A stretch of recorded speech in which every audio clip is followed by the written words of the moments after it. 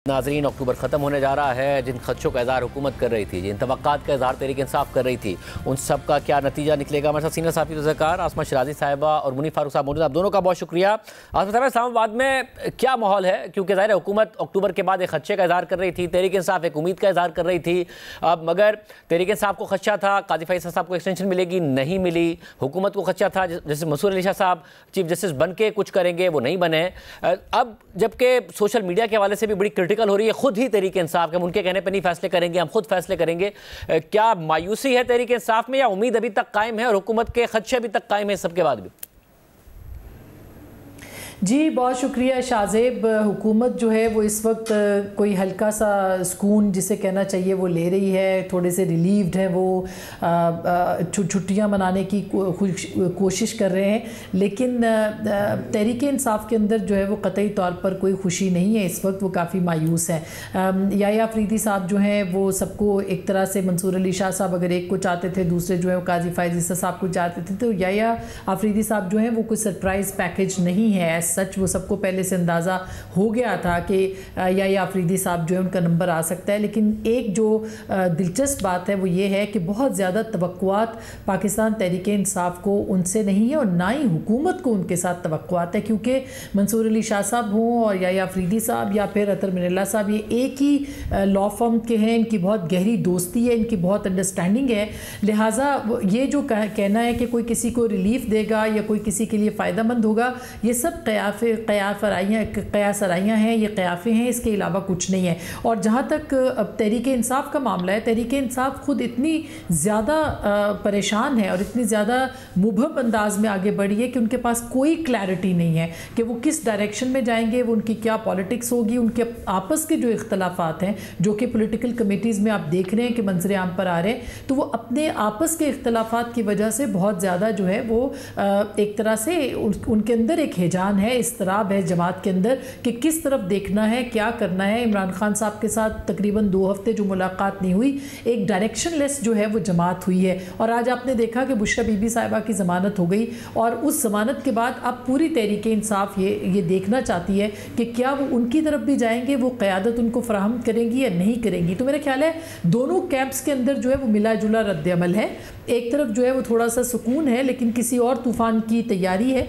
और दूसरी तरफ जो है वो एक तूफ़ान से थक के बैठे हैं लेकिन एक और तूफ़ान की तरफ जाने की कोशिशों में है। तो मेरा ख्याल है ये बीच के टाइम को हम ये नहीं कह सकते कि ये पीस टाइम है, ये एक थोड़ा सा सांस लेने के लिए रुके ज़रूर है, मगर लगता नहीं है कि लंबे अरसे के लिए रुके हैं।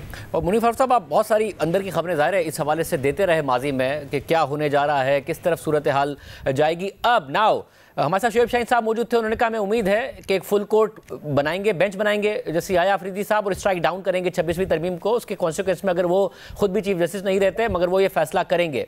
पहले ज़ाहिर तरीके से आपकी तवक्को ये थी कि वो कबूल ही नहीं करेंगे, मगर अब नज़र आ रहा है कि उन्होंने कबूल कर लिया। दूसरी तवक्को जो है वो बुशरा बीबी, आज ज़मानत के बावजूद उनकी रिहाई नहीं हुई, मगर उनके बाहर आने से कुछ तवक्कात तहरीक इंसाफ को हैं कि जो पार्टी में इस वक्त इख्तलाफात और दीगर मामलात हैं, ये शक होता है कि पता नहीं इमरान खान साहब जो कह रहे हैं वो बाहर आ रहा है नहीं आ रहा, वो मामला ख़त्म होंगे। आपको लग रहा है कुछ कहीं ना कहीं कोई सिल्वर लाइनिंग है तहरीक इंसाफ के लिए सूरत हाल में?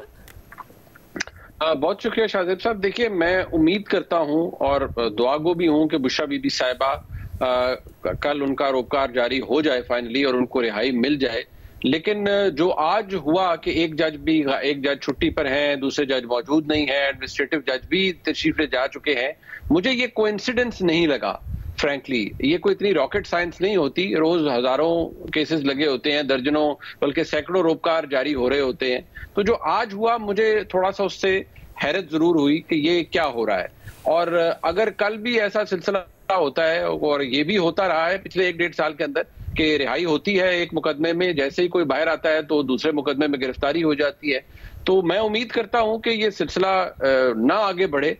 लेकिन मुझे मेरे खदशात अपनी जगह मौजूद हैं। मैं दुआ करूंगा कि मेरे खदशात गलत साबित हों। लेकिन मैं इतनी बात जरूर करूंगा कि इस वक्त जो सूरत हाल बन चुकी है पाकिस्तान तहरीक इंसाफ के लिए, मैं समझता हूं कि शोएब शाहीन साहब या और जितने भी उनके कॉलीग्स हैं, मेरे ख्याल में इस वक्त थोड़ा वो खुशफहमी का शिकार हो रहे हैं। ना ही आईनी तरमीम को कोई स्ट्राइक डाउन करने जा रहा है। देखिए, ये बगैर किसी वजह के नहीं हुआ जो पिछले कुछ दिनों में हुआ है। इसी महीने में 25 तारीख से पहले आईनी तरमीम का बजोरे बाजू, बजोरे ताकत और जिसको हम बजोरे वोट फिर कहते हैं, उसके तहत हो जाना ये कोई छोटी बात नहीं है। और फिर जिस तरीके से ये आईनी तरमीम पास हो गई, बहरहाल अब वो आइन का हिस्सा है, आप उसके बारे में कुछ कर नहीं सकते। आर्टिकल 239 भी बड़ा क्लियर है, लेकिन साथ ही साथ ये कोई रॉकेट साइंस वाकई नहीं है कि मंसूर अली शाह साहब के हवाले से किसी का कोई जहन अब जाके बना। मेरे ख्याल में जिस तरह वो अंग्रेजी में एक फ्रेज इस्तेमाल किया जाता है, a straw that finally broke the camel's back, तो जो 12 जुलाई 2024 का फैसला था, मेरे ख्याल में उसने जनाब मंसूर अली शाह साहब का, जो कि बड़े ऑनरेबल जज हैं विद एन इलस्ट्रियस करियर, मेरे ख्याल में उनका जो जुडिशल फेट था वो डिसाइड कर दिया था। और ये जो कुछ हुआ ये बाकायदा तौर पर एक वेल थॉट आउट स्ट्रैटेजी थी कि जी किस तरीके से ये तरमीम होगी, मामलात क्या सामने आएंगे, कौन से 3 जजेस आएंगे। जनाब जस्टिस मुनीब अख्तर साहब का तो सवाल ही पैदा नहीं होता था, एक तो वो सीनियरिटी में नंबर 2 पर थे, लेकिन उनका तो सवाल नहीं पैदा होता था। मंसूर अली शाह साहब के हवाले से और उनका ताल्लुक जो जनाब जस्टिस याह्या आफरीदी साहब से है, वो बेशक बड़ा पुराना है, लेकिन फ्रैंकली इस वक्त निजाम याह्या आफरीदी साहब से भी कुछ ओवर एक्सपेक्ट नहीं कर रहा। वो इसलिए क्योंकि अगर आप इस तरमीम की नौयत देखेंगे तो इतनी डीप इनग्रेस हो चुकी है पाकिस्तान के पार्लियामान की या एग्जीक्यूटिव की इस पूरे मामले के अंदर कि शायद चीफ जस्टिस तो इस मामले में उतने रेलेवेंट रहें भी ना। यानी जो आईनी अदालत का सरबराह है वो भी जुडिशल कमीशन बनाएगा, और जरूरी नहीं है कि वो सरबराह चीफ जस्टिस पाकिस्तान हो, वो कोई और जज साहब भी हो सकते हैं। और 40% के करीब केसेस तो ऑलरेडी शायद they stand transfer to the constitutional bench. So मुझे लगता है कि जो गिरफ्त है वो इस निजाम की पहले भी थी और अब उन्होंने मजबूत कर ली है। तो असमा इस सारे सिनेरियो में ज़ाहिर पार्लियामेंट के अंदर कुछ नहीं कर पा रही तहरीक इंसाफ, अदालत के अंदर से आप दोनों का जो तज्जिया है, फिर उसके बाद सड़क के हवाले से वो एक दफ़ा फिर कह रहे हैं हम आएंगे और पूरे पाकिस्तान से आएंगे। पिछली 2 दफ़ा ज़ाहिर जो दावा किया वो नहीं पूरा हो सका, हुकूमत को हिलाने का, गिराने का, मजबूर करने का। अब आपको वो जान नज़र आती है जिस इख्तलाफ की आप बात कर रही हैं पार्टी के अंदर और जिस मिसट्रस्ट की आप बात कर रही हैं, उसके बाद क्या लोगों को ये निकाल पाएंगे? क्योंकि ज़ाहिर सोशल मीडिया जो कि खुद स्ट्रेंथ है तहरीक इंसाफ की, उसी पर तनकीद कर रहे हैं कि जी इनके कहने पर नहीं निकलेंगे हम। नहीं, देखिए ये तो बिल्कुल किसी तरीके से भी लाइट नहीं लेना चाहिए जो अली मीन गंडापुर साहब ने कहा है। मैंने कुछ अर्सा पहले लिखा भी था कि ना ये पहली कॉल थी ना ये आखिरी कॉल थी एहतजाज की, ये बार बार होता रहेगा और ये बाय डिज़ाइन है। और इस दफ़ा जो उन्होंने बात की है कि कश्मीर से आएंगे और गिलगित बल्तिस्तान से आएंगे, तो शाहजेब इस कॉल को कतई तौर पर जो है वो हल्का नहीं लेना चाहिए। आपको मालूम है कि एक फॉल्ट लाइन कश्मीर के अंदर भी मौजूद है जिसका इजहार कुछ अर्सा पहले हुआ था, और एक फॉल्ट लाइन GB के अंदर भी मौजूद है, और पाकिस्तान तहरीक इंसाफ के दोनों स्ट्रॉन्ग होल्ड्स बन चुके हैं। इसमें इस गवर्नमेंट की और जो दीगर पॉलिटिकल पार्टीज़ हैं उनकी आप नाकामी समझिए कि वो इंगेज नहीं कर सके वहाँ की यूथ को या लोगों को उस तरह से जिस पे कि काम करने की ज़रूरत थी। तो इसको बिल्कुल भी लाइटली नहीं लेना चाहिए। ये कार्ड पाकिस्तान तहरीक इंसाफ के पास था, है और रहेगा। इसका मतलब ये नहीं है कि कोई 20 लाख लोग आ जाएंगे या 25 लाख लोग आ जाएंगे। अगर वो कामयाबी के साथ 50,000, 40,000, 10,000 लोग भी लेके आ जाते हैं तो देखिए जो मैच को ख़राब करना होता है वो तो एक आदमी भी कर सकता है। तो ये एक सूरत हाल है जिसको कि अंडर एस्टिमेट नहीं किया जा सकता। हाँ, एक प्रॉब्लम तहरीक इंसाफ को हो सकती है और वो है क़यादत का फुकदान, जो कि इस वक्त पाकिस्तान तहरीक इंसाफ के पास मौजूद नहीं है। और अगर आप देखें मुस्तकबिल में अगर कोई एक क़यादत आती है जिसके ऊपर उनके कारकुनों को ये एतमाद होता है कि ये लीड कर सकती है, जो कोई भी हो सकता है, बुशरा बेगम साहिबा हो सकती हैं, अलीमा खान साहिबा हो सकती हैं, कोई भी हो सकता है, अगर वो लीड कर सकती है तो फिर आप सिचुएशन को अंडर एस्टिमेट ना करें। जहां तक इस बात का ताल्लुक है कि पाकिस्तान तहरीक इंसाफ इस वक्त लीडरलेस है।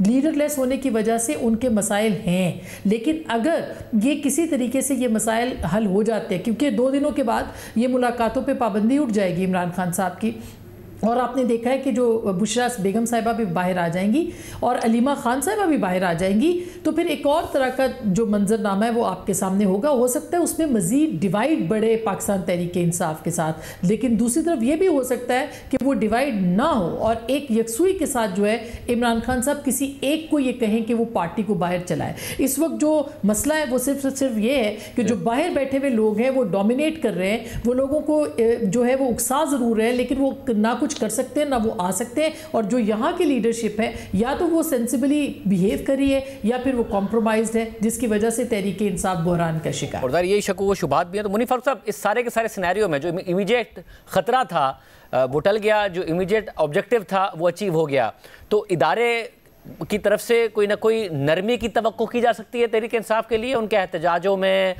उनके इसके अलावा रिहाइयों की सूरत में, इमरान खान साहब के अपने केसेस की सूरत में? देखिए, जहां तक शाहजेब साहब गंडापुर साहब की बात है, तो गंडापुर साहब की तो ठीक ठाक अंडरस्टैंडिंग है इस वक्त पाकिस्तान की एस्टैब्लिशमेंट से।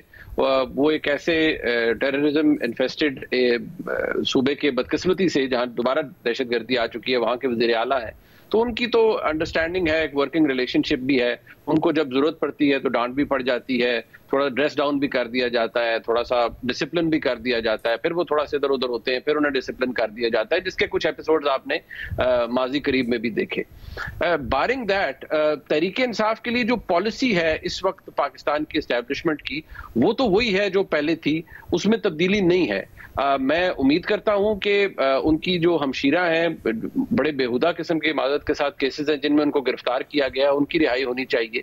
लेकिन ये आपने अगर देखा हो इस महीने के शुरू से, तो ये ऐसा नहीं है कि ये कोई कोइंसिडेंस हो रहा है, ये तमाम चीजें डिसाइड की गई और फिर इनको एग्जीक्यूट किया गया, और आपने इनका नतीजा देख लिया। इसने बहुत फायदा दिया है इस मौजूदा निजाम को, और इमरान खान साहब से जो राब्ता कटा है उसने भी। लेकिन पॉलिसी फिलहाल तब्दील नहीं हो रही। पॉलिसी शिफ्ट जैसे ही होगा शाहजेब साहब, वो बड़ा एविडेंट होगा, वो नजर आएगा आपको कि रास्ते निकलना शुरू हो जाएंगे, इमरान खान साहब के लिए मसाइल हल होना शुरू हो जाएंगे। बुशरा बीबी साहिबा की रिहाई को मैं किसी सूरत भी तहरीक इंसाफ के लिए एस्टैब्लिशमेंट की या ओवरऑल रियासती कोई पॉलिसी शिफ्ट नहीं देखता। वो ये भी होता है कि ठीक है जी, काफी अरसा गुजार लिया तो अब चले आ जाएं, अनलेस के कोई फिर केस उनके खिलाफ नया आ जाए। सो अभी पॉलिसी भी वही है, और बदकिस्मती से उनको उसी जगह पर या उसी फ्रेम से देखा जा रहा है या उसी लेंस से देखा जा रहा है जो आज से 2 साल पहले लिखा जा रहा था।